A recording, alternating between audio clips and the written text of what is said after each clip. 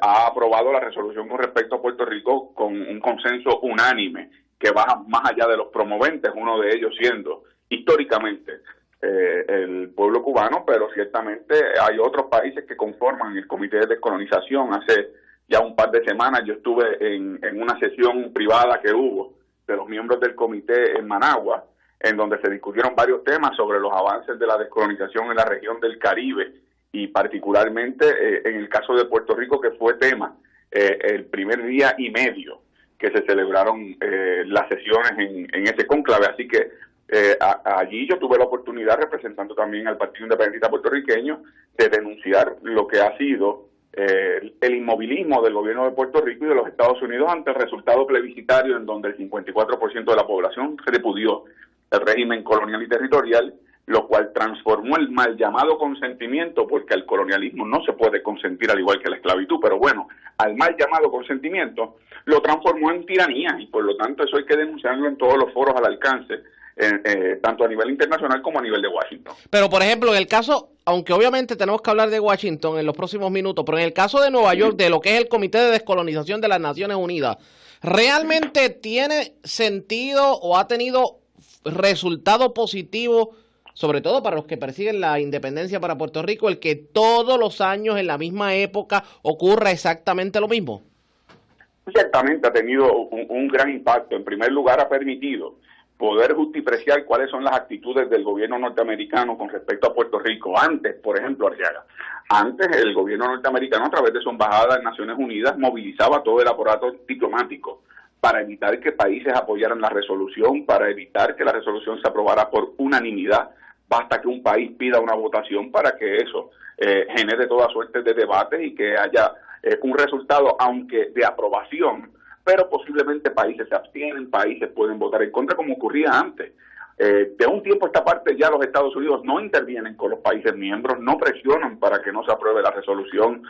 Básicamente ya los Estados Unidos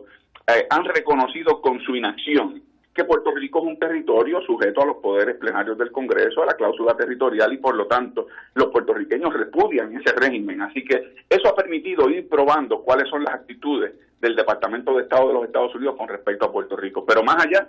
tú sabes, Arriaga, cuántas resoluciones con respecto al tema de Cuba se han aprobado en Naciones Unidas, y se aprobaron en Naciones Unidas, y no faltaban los cínicos y los que pretendían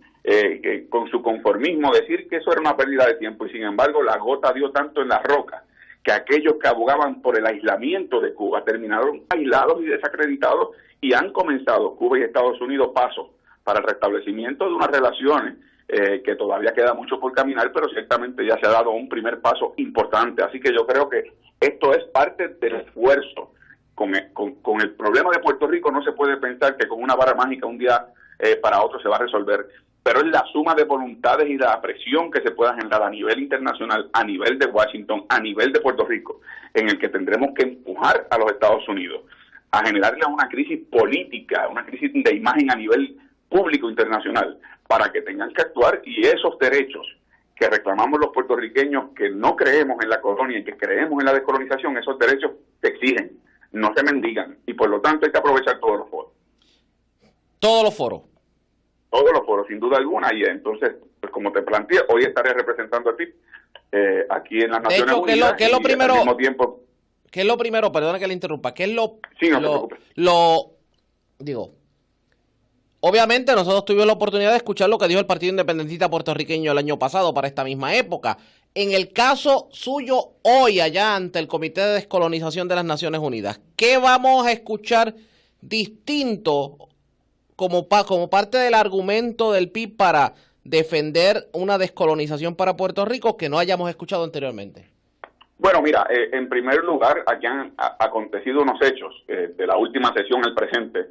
fundamentales en este proceso. Número uno, la Comunidad de Estados Latinoamericanos y Caribeños, CELAC, que representa a los jefes de Estado de los países de la América Latina y el Caribe, aprobó por unanimidad el que Puerto Rico es una nación latinoamericana y caribeña, con el derecho a la autodeterminación e independencia de acuerdo a los estatutos de las Naciones Unidas, particularmente la resolución 1514 Romanos 15, y además le da un mandato a la dirección de la CELAC, a lo que se llama el cuarteto, para que dé los pasos necesarios para que la Asamblea General examine en todos sus aspectos el caso de Puerto Rico. En segundo lugar, se dio el encuentro en Panamá, en donde, aunque no hubo aprobación de resoluciones, hubo intervenciones importantes, tanto públicas como en privado, al gobierno de los Estados Unidos, emplazándolo sobre el tema de Puerto Rico, al punto que Rubén Berríos no solo tuvo una intervención en CELAC frente a los jefes de Estado, que es un evento histórico, sino que además tuvo un intercambio en Panamá, en la Cumbre de las Américas, con el presidente de los Estados Unidos cara a cara, reclamándole acción sobre el tema de Puerto Rico. Así que son dos elementos importantísimos que se han dado en nuestra región, que aumentan el tono y la presión con respecto a los Estados Unidos. Parte del Comité de los 24, el Comité de Descolonización, está conformado por miembros de CELAC, lo cual también da una oportunidad para aumentar la presión para que la Asamblea General de Naciones Unidas examine el caso de Puerto Rico, y espero también que esa resolución contenga un nuevo lenguaje en donde en efecto se le solicite a la Asamblea General el que se exprese cuanto antes sobre el tema de Puerto Rico. Así que hay unos elementos importantes, unos elementos que son novedosos, son nuevos, que van abonando, de nuevo, no una varita mágica de un día para otro, pero van abonando a lo que es la suma de las voluntades en los distintos frentes de lucha para que los Estados Unidos se vea obligado a hablar. Mira, aquí hay algo, Arriaga, que los puertorriqueños tenemos que tener presente, los estadistas que me escuchan, los que creen en un ELA no colonial ni territorial, y naturalmente los independentistas. Los puertorriqueños llevamos 116 años peleando entre nosotros y debatiendo cuál sería la estadidad, cómo sería la estadidad, cómo sería la forma de asociación, cuáles serían las condiciones, cómo sería la transición a la independencia. Y en esos 16 años, quien tiene que hablar, quien tiene que decir cuál es la viabilidad, las obligaciones y responsabilidades con respecto a cada una de las opciones, o la transición en el caso de la independencia, que es un derecho natural de acuerdo al derecho internacional, es el gobierno de los Estados Unidos, y eso hemos permitido que pasen con ficha. Así que yo creo que aquí ha llegado el momento, ¿sí?, tanto que se cacaría en Puerto Rico de un proyecto de país, de que el proyecto de país tiene que ser el emplazar tanto estadistas como los que crean un ELA no colonial y territorial, los libre asociacionistas, los independentistas, que vayamos todos juntos ante el Congreso de los Estados Unidos y le digamos: nosotros discrepamos con respecto al estatus final de Puerto Rico, pero en lo que no hay discrepancia es que llegó el momento que hable el que se ha negado a hablar, que son... Por lo tanto eso es lo que debe ocurrir en las vistas de Don John esta semana. Bueno, eso lo veremos. Yo sí puedo decir que la comparecencia del Partido Independentista Puertorriqueño, que estará a cargo del presidente del partido, Rubén Berríos, que fue la persona que fue invitada, va a ser una denuncia con respecto, primero, a que en Puerto Rico hay personas que con razón ven con suspicacia este oversight hearing que se da apenas a días de una actividad de colección de fondos en Puerto Rico por parte de un sector ideológico del país, que en este caso son los estadistas. Así que el tiempo dirá si esto de verdad es un esfuerzo serio para que se den los pasos de que los Estados Unidos examinen el tema de Puerto Rico, o meramente un quid pro quo con un sector político a cambio de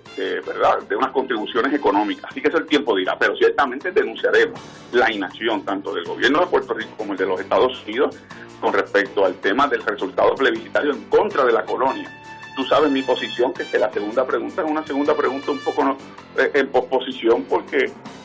depende a quién le preguntes, depende del resultado de lo que interpreta. Así que yo creo que ahí habrá en su momento que presionar a los Estados Unidos para que los puertorriqueños voten con conocimiento de causa sobre viabilidad, obligaciones y responsabilidades de cada una de las opciones. Y en ese proceso yo creo que la Asamblea de Estatus que ha propuesto el PIB es una propuesta de avenencia, de puertas abiertas, donde hay varias votaciones que democráticamente los puertorriqueños escogerían entre las distintas alternativas, y me parece que eso sí crearía un ambiente de confluencia entre los distintos sectores políticos e ideológicos del país con respecto al estatus, para presionar y obligar a que hable el que se ha negado a hablar, el gobierno de los Estados Unidos. El que nosotros hayamos sido colonia de los Estados Unidos tanto tiempo ha hecho pensar a algunas personas que cada vez que se enfrenta al gobierno de los Estados Unidos tiene que ir con la mano extendida, el lomo doblado, pidiendo una limonita, por el amor de Dios. Y yo creo que esa actitud hay que superarla. Los derechos se exigen, no se mendigan. Y por lo tanto, la actitud del Partido Independentista va a ser, como siempre, de exigencia, denuncia, y de que asuman su responsabilidad quienes llegaron a Puerto Rico invadiendo y bombardeando, contrario a nosotros, que no llegamos por Florida ni invadiendo ni bombardeando. Gracias por compartir con nosotros. Buen día. Un abrazo, Arriaga, cuídense, y usted y su radio escucha. Cómo no, gracias por compartir con nosotros. Era Juan Dalmau, el comisionado electoral del Partido Independentista Puertorriqueño. 6:36.